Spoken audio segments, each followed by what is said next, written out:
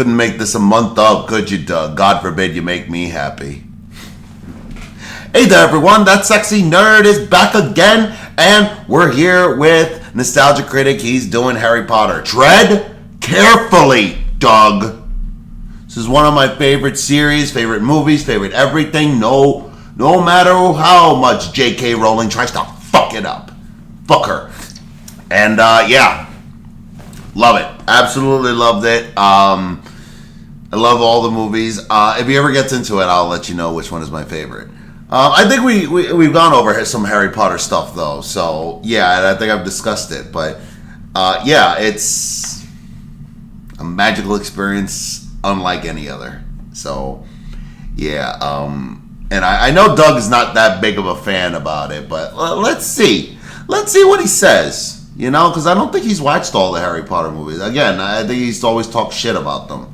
I could be wrong, but let's see what happens. So, not much else to talk about. Let's just get into the episode. And remember, please, smash that like button if you want to see more sexy and nerdy content, and subscribe if you think I deserve it. And remember, sign up for my Patreon for all my latest reactions to my latest videos. And let's do this thing, y'all.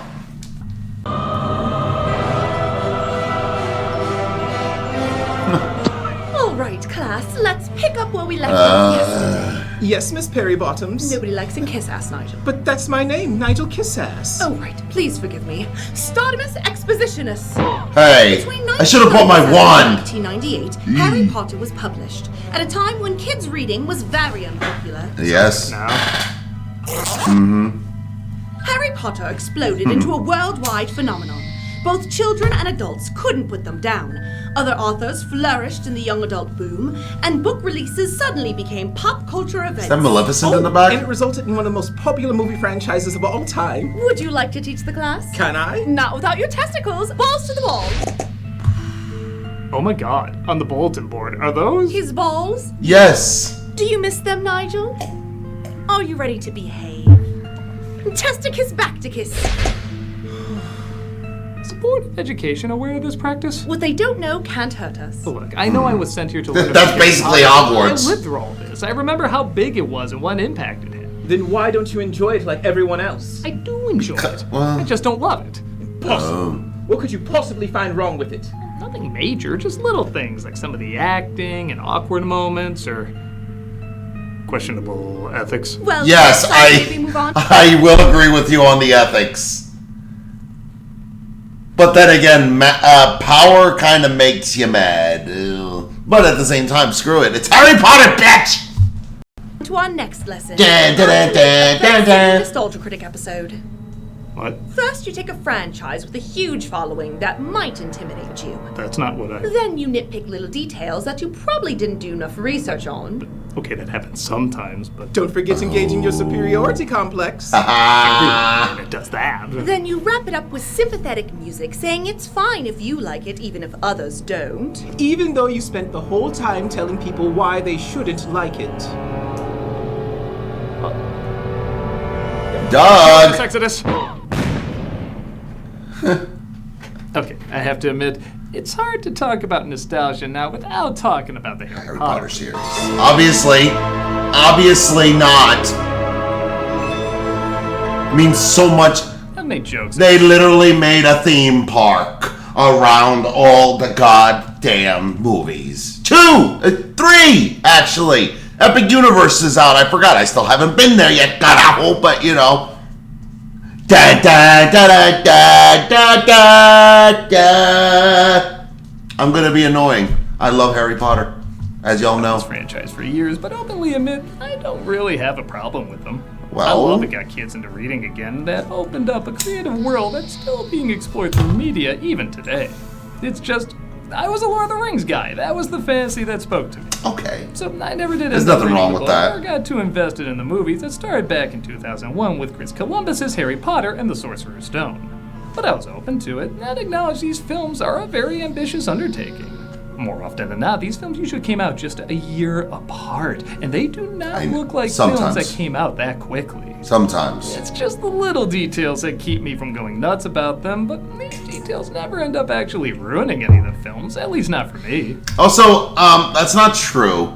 Some of the earlier, like maybe Just the first three. Just the first three. And then I think it took 2 years for Goblet of Fire to come out. And then another 2 years to... I think it was like another 3 years for the Order of the Phoenix to come out. And then it was like, I think another 2 years for Deathly Hallows. And then, I think it was like a couple of years. Because I remember I was in college by the time these movies finished. And they started in 2001 when I was 11 years old. Yeah, this movie's literally shaped my teenage years. It's all the way up to fucking an adult, where I graduate college and was dating a doctor. Was very promising, but then things went to shit. So I figure maybe it'd be interesting to get the point of view of someone who's impressed with the films, but not obsessed with the films. Now I'm gonna look at it with the same nitpicking as I do with any movies, but now that 25 years have passed, try to understand why it's left such a lasting impression on so many for so long. That green screen, though. Because sometimes it's good to look at something from a step back. Good news, class. J.K. I Rowling's need that revised hardcover. textbooks have come in. Ooh, let's see what revisions were made. This chapter says wizards used to piss themselves and magic it away. Well, that was unexpected. This chapter says Dumbledore's gay. I guess well. That's good to know. Oh, a chapter on trans kids. Uh-oh. She seems very angry. Yes. Is there some enchanted medication that she needs to be on? Let's take a look at Harry Potter and the Sorcerer's Stone. The HBO series. Let's start off already nitpicky Critic. as hell with the music.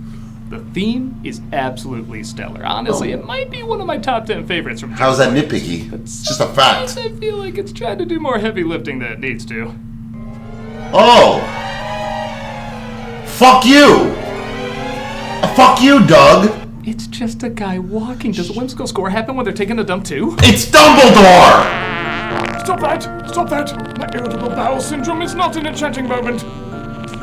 This is Professor It's Dumbledore, idiot! Meeting up with Professor McGonagall, played by Maggie Smith. One of the most important characters in the story. Help us. I'm afraid so, Professor. There's a pillow that gets my hat as pointy as yours.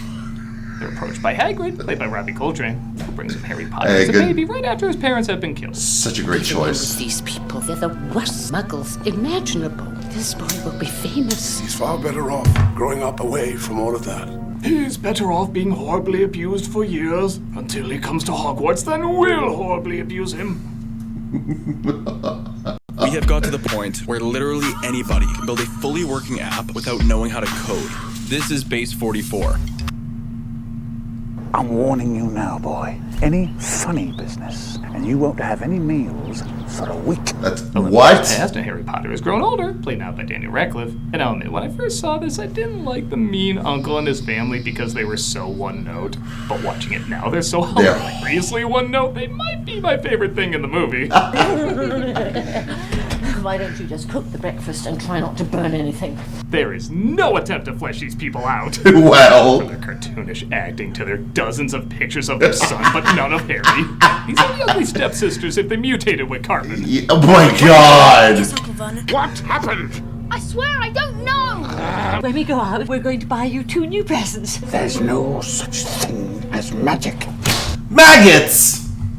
My favorite is when Harry starts getting mail from Hogwarts. You'd think they'd want to hide that they're keeping the letters from him. No! Catches his uncle burning them one night, and they're shooting it like he's gonna turn and be surprised that Harry's there and make up an excuse or something, but he's like, yeah, I know. What do I have to hide? I hate you. I know. I also like this backwards homage to the birds where a bunch of owls are outside, Yeah. and you think they're gonna fly in through the fireplace. Yeah. Instead, It's just a bunch of letters. That was pretty awesome.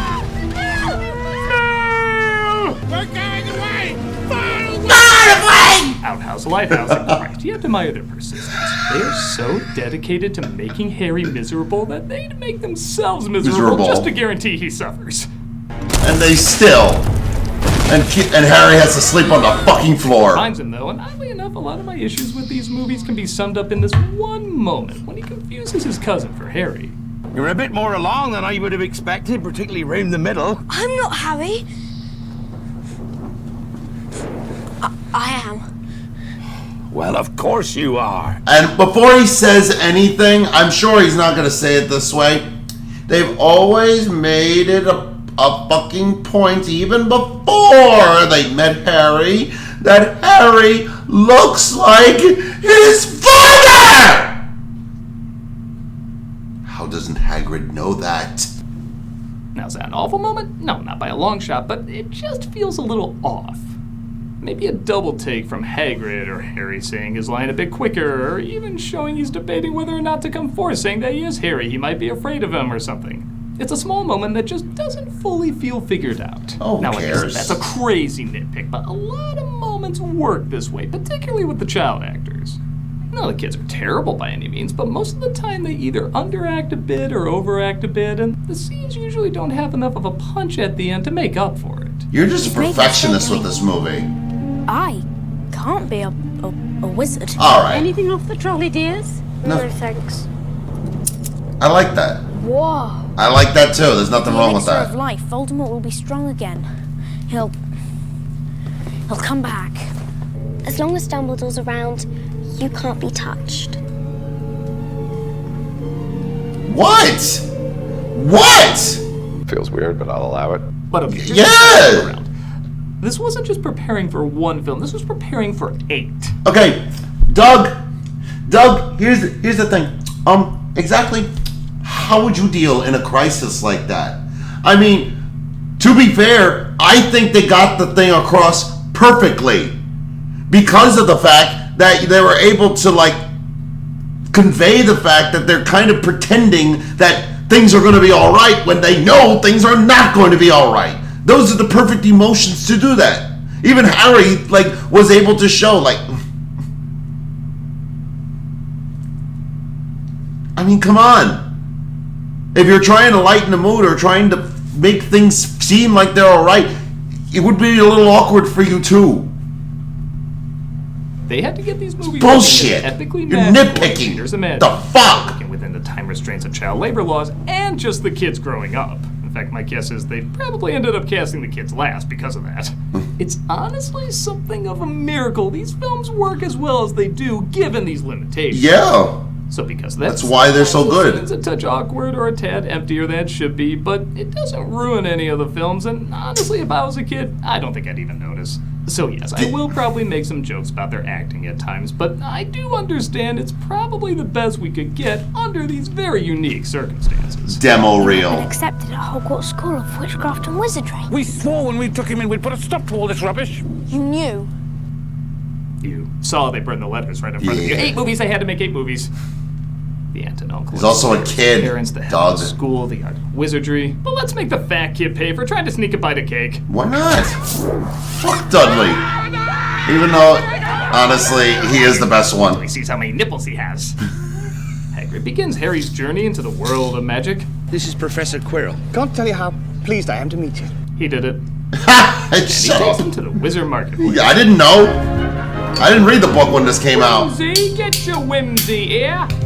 I didn't read the books until after. Well, there's your money, Harry. Gringotts, the Wizard Bank. Filled with possibly some questionable stereotypes, I'm choosing to look the other way on, and I advise you do too. Mr. Harry Potter wishes to make a withdrawal. And does Mr. Harry Potter have his key? There's Vern Troyer as the banker, but Warwick Davis, who voices him, as well as playing 2 other roles. Professor Dumbledore gave me this. It's about you-know-what involved you-know-which. Renamed for Americans, you know why. Yeah, I know. Watch the FIFA World Cup 2026 live on Fox 1, June 11th through July 19th. They get the Sorlosopher's Stone and are off to Area 1. Sorlosopher's Stone.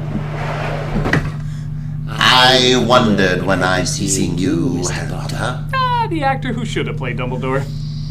Yeah, Harris and Gambon do well, but brother, imagine John Hurt, the original Aragorn, playing that role. Even with just this small scene, he still brings what I can only describe as a sincere magic to this moment. After some destruction, of course. Give it a wave. Now pick it up! Perhaps this. Does he just pay for all the destruction these kids cause when they test wands? I guess the feeling a very special wand might be to Harry's fitting.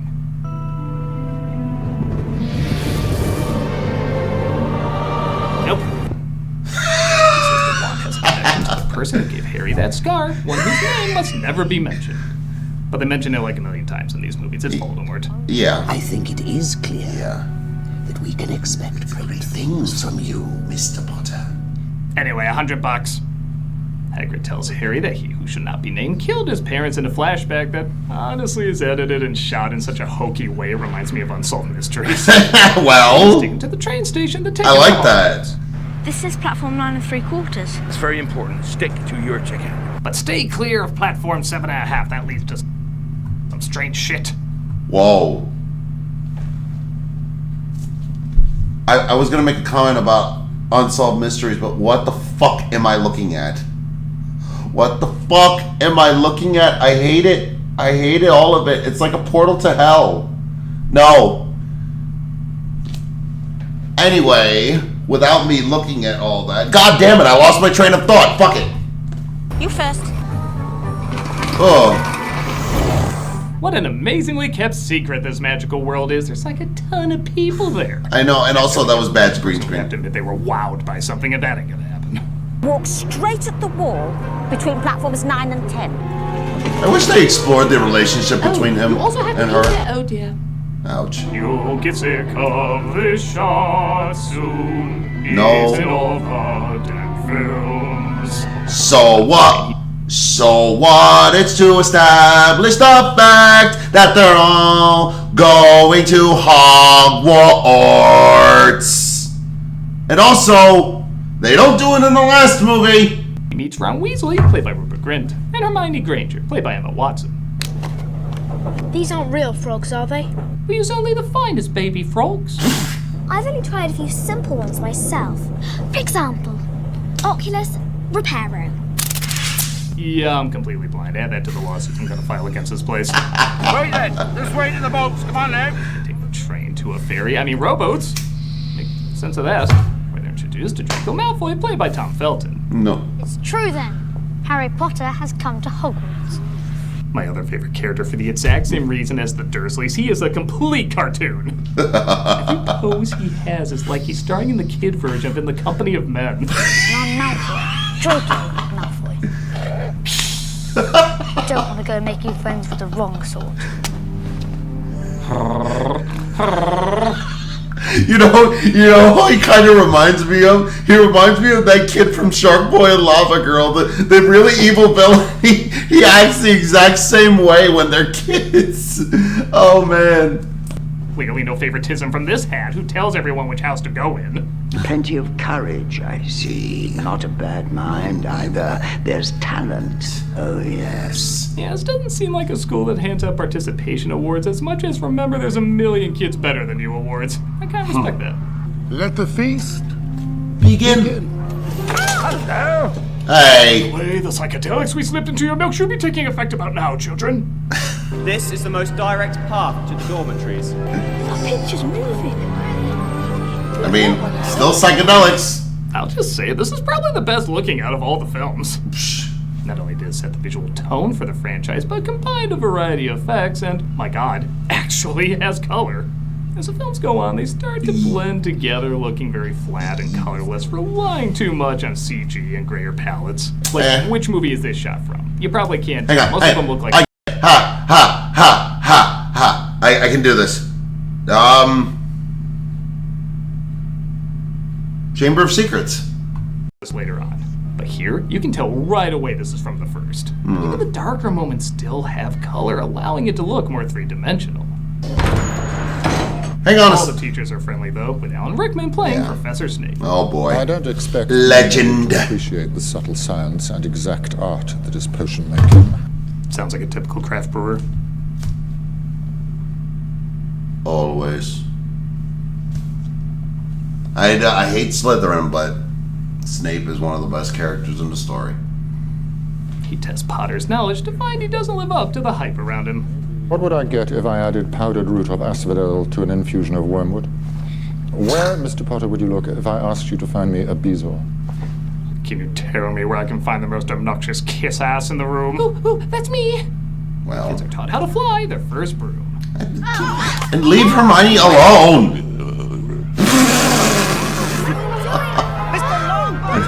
Longbottom! Bottom, control your world. I thought I'd have to wait till senior year to tell you kids that. Also, what happened to this lady? Why does she never show up again? 2001 effects? Yeah, for as good as most of the film, and even most of the effects look, it does still date itself from time to time. Yeah. Again, though, it is impressive how timeless most of this film is.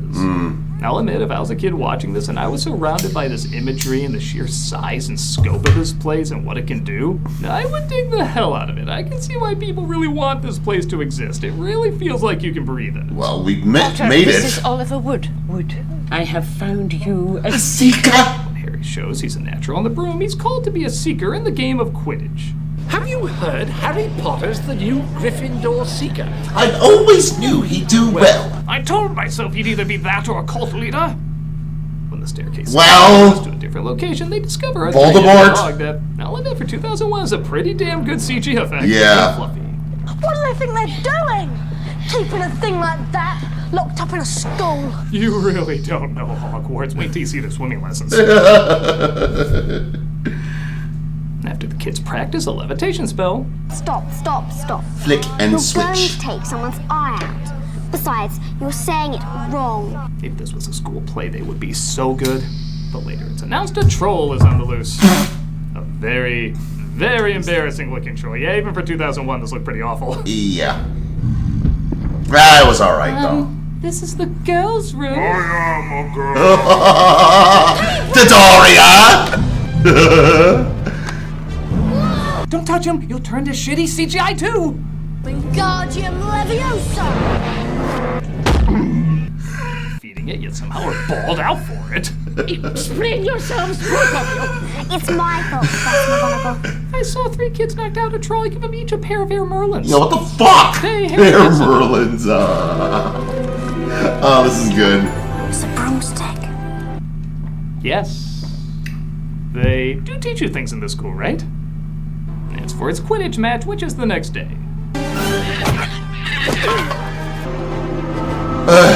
Again, the way they make Slytherin look so over-the-top evil cracks me up. What's up with the teeth? Take it, sword! The voice before I bite your head off with my authentic British teeth. Oh. Is casting a spell on Harry's broom. Nope. Which, yes, it's fun to watch again once you know what's going on. Yeah, you see Quirrell. Ron set his cloak on fire, allowing Harry to get the golden snitch, which finishes the game.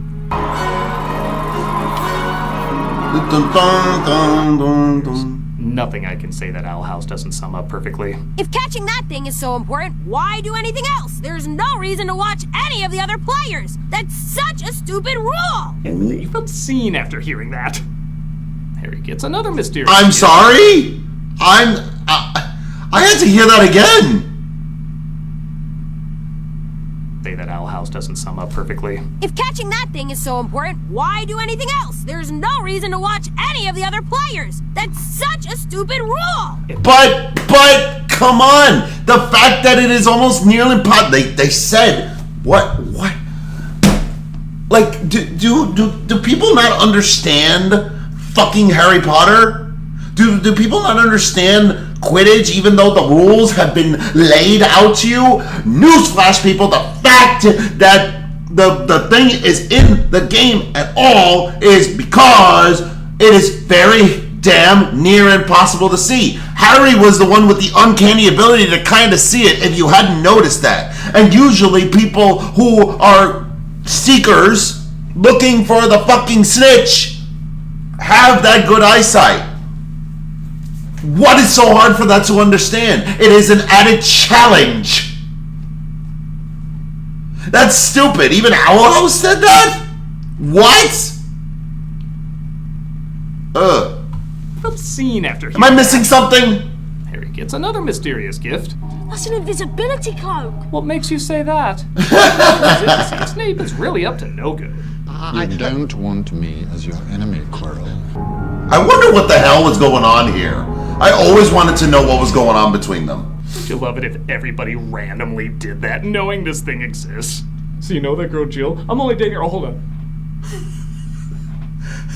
I'm only dating her to get to her sister. I knew it! Oh, damn it, Jill, where are you? He discovers a mirror that shows you what your heart desires, so naturally he sees his parents.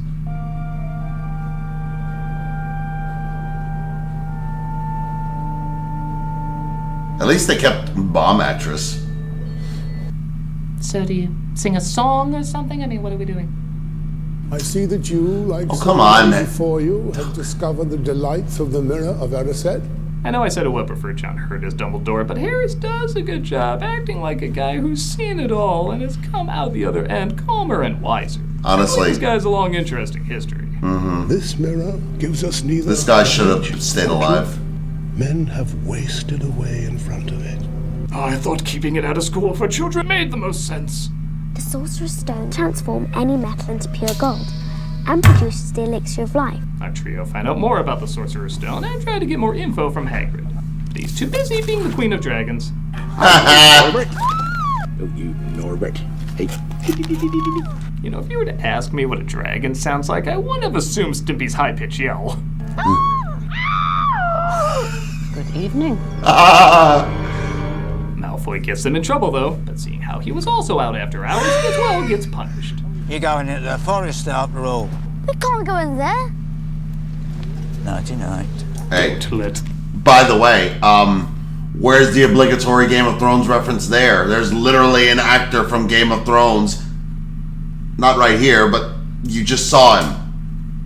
I'll never forgive the phrase. Fuck the phrase! The everything bite. Ooh.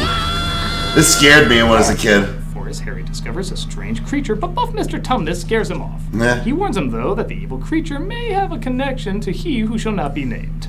A monstrous creature. Do you mean to say that thing that killed the unicorn, that was drinking his blood? It was That was Voldemort. Oh no, that was the school mascot. Sorry I gave you that impression. They think Snape wants to use the Sorcerer's Stone to bring back Voldemort, so they sneak back in the hidden room Fluffy was guarding, but Longbottom doesn't want them to get Gryffindor in trouble again. I'll fight you. Trificus Totalis. Twink. Sorry. The brain cancer should go away and wait. Better say goodbye to your loved ones. Jeez. This begins several confusing booby traps that honestly seem pretty easy to outwit. First, Fluffy has a hard-on They're for also dramatic children. tensions. He mostly just stands there drooling on them and lets them escape. Then in H.R. Giger's swimming pool, they just have to relax. And if that doesn't work, shine a light on them. Not much of a threat. After that, the horrible task of flying keys, and the one that's different is obviously the proper one. Oh god, they're keys. I mean, what are they gonna do? Insert themselves in whatever hole they can find? Alright, I see the threat. Yeah, what? Really an enchanted chest. Which, I'll be honest, it's pretty freaking cool. Yeah. Of course it's cool. It's the reason why I learned to play chess. This is a long movie, and when it starts to feel its length, a scene like this pops up that looks amazing and does a good job waking you up. Now what do we do? I don't know. I never was bored at this Harry, movie. Hermione, stand on those two squares that somehow the board knew you would fill, while Ron takes the knight that he can get off of any time, yet he'll sacrifice himself so Harry can checkmate, which isn't even a sacrifice. He's fine. Is this explained better in the book? It's you that has to go on. I know it. Not me. Not Hermione. You! Give me a bland look of indifference if you understand. Good. Shut up.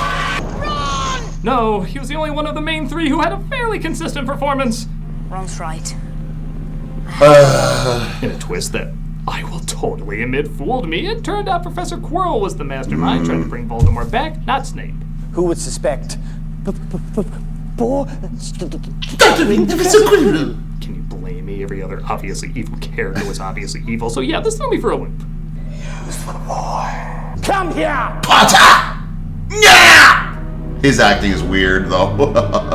Can't tell if you put him under a spell to make him walk so stilted or if that's just 11-year-old Ratcliffe's acting.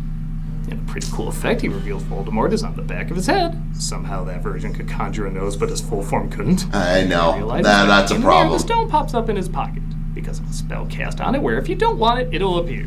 You know what had happened, though? I don't think it was established. I think that actually might be a problem with the books. Because I don't think they mentioned that he actually had a nose. I don't think they mentioned that he had the two slits for a nose. JK. So why didn't it appear to Harry earlier, or Ron, or I don't care? Would you like to see your mother and father again? We can bring them back. Your mother isn't here with us, Harry. Would you like to leave a message? Kill him! I know I would have thought the way he leapt there was really cool. Yeah, how did they do that? I didn't wash my hands, and I'm 11. You have no idea what I've been doing with them. Oh. Harry seems to somehow defeat them as later he wakes up in a hospital. Not when I was 11. I kind of figured the school would have a decent amount of those. And Dumbledore explains why his mother sacrificing herself allowed Harry to beat them. That kind of act leaves a mark. It lives in your very skin. What is it? Love, Harry. I know. I thought years later I wouldn't still roll my eyes at that. I do. I don't know why. Psychological counseling to help you cope with this trauma. Or points! It's time to award points! Another year gone. Some of you also gone. In fourth place, Gryffindor with 312 points. Third place, Hufflepuff with 352 points. All these houses sound like drunk Pokemon. You ever notice that? In second place, Ravenclaw with No, they don't. 426 points. Yeah, not gonna lie, after seeing your dead parents, surviving monsters, and defeating the man who tried to kill you as a baby, school points really doesn't seem like that big a deal to end on. I know, right? And in first place, Slytherin House. But he really is the Linus Midas of the franchise. I have a few last-minute points to award. That's right. Surprise points are given, including to Longbottom, who will continue the tradition both these films and these books will constantly ask, was he accidentally meant to be the main character? That's what I'm It saying. takes a great deal of bravery to stand up to your enemies, but a great deal more to stand up to your friends. Gryffindor wins the House Cup! I'm sorry. I always ask this question. Whoever said that they were friends with Longbottom? I think they were just classmates. I don't think he had any friends. Well, later on, he does become closer, but during that full year, like in the movie, they don't spend any time with him. In fact, I think the only time they ever see him is in the classroom, hanging from a goddamn pole, and I don't know, freezing and terrorizing. I don't think he likes them in this movie, at least. However, because we're going by Mario Party rules, we have other bullshit points to hand out. Best farting goes to Smelling Wolf. However, best tripping and looking back like something was there, Cock and Swallow. However, best being on your phone in class without anybody knowing you're on your phone in class while also giving the best fart, Shit and Bop. However, the school year is over and Harry is sent back to his incredibly unfit family. I mean, does child services now exist in this world? What's the qualification for good care to keep him alive? Does it exist in Britain? It's the Chronicles of Narnia. I figure you should see where a good third of this material came from. If that dolt of a cousin of yours gives you any grief, threaten him with a nice pair of ears to go with that tail of his. I have to like a kid's film that ends with, if a family member is giving you trouble, threaten him with physical mutilation.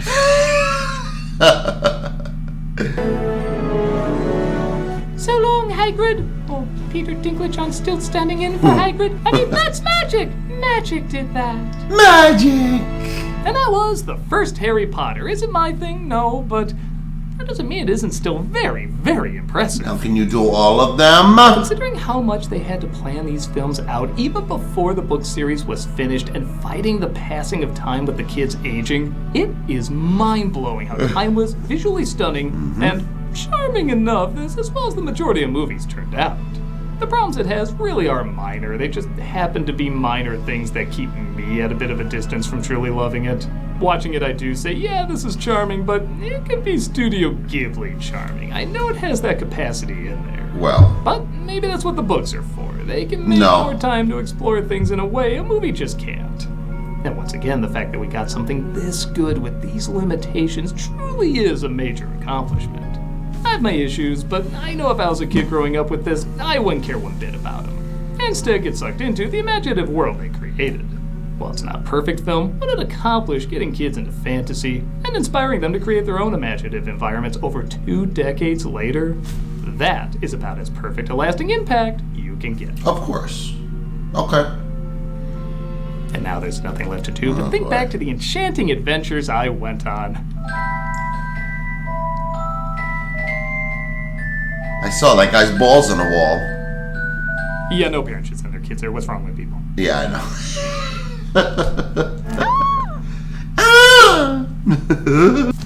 Again, while this is not my favorite one, I do agree with all this, the things that he said. I just had a thought right now too. I'm like, I hope he doesn't do this like yearly, because I'm gonna be pissed. I want to see more of these. It's like, come on, I want to see why couldn't you do a month of this?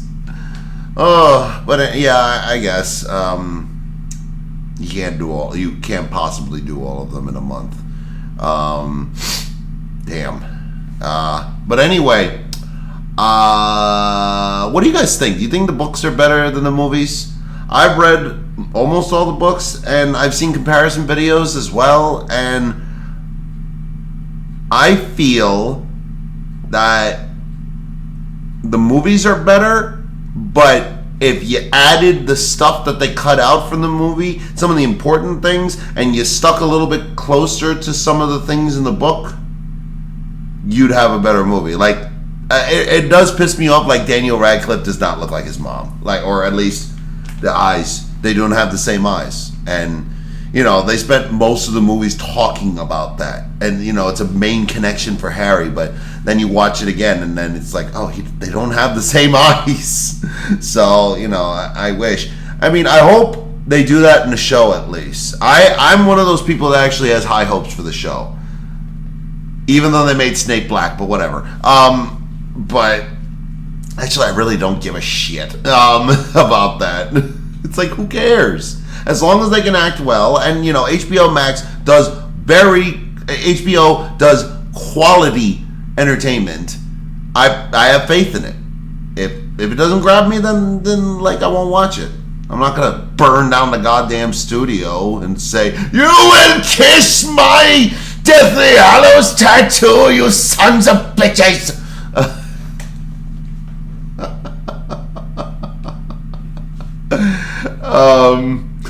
Jesus Christ. Maybe I will. I don't know. With that note, I will see y'all in the next video. And smash that like button if you want to see more sexy and nerdy content. And subscribe if you think I deserve it. And sign up for my Patreon if you think I deserve it. And I'll see y'all in the next episode.